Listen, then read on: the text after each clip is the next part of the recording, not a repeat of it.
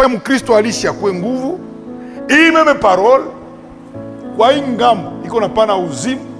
Paulo anasema pour les uns nous sommes une odeur, une bonne odeur, mais pour les autres une odeur de la mort. Hakuna mvula mbili, ni ile ile mvula moya ndio inakomalishaka miba mushamba moya. Ile ile mvula moya inakomalisha na viazi.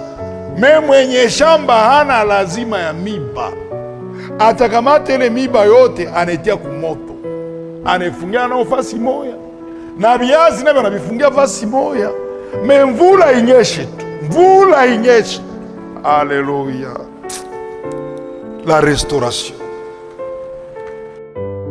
Kingine jificha mbele neno. Hapana. Tena neno haina kwa sababu ni mzee, ni mtoto, ni mkoba, shie bote inatwanga. Frere, neno haina kompromis. Neno hayogopake mtu. Uone David mwalikuwa mfalme wa mafalme.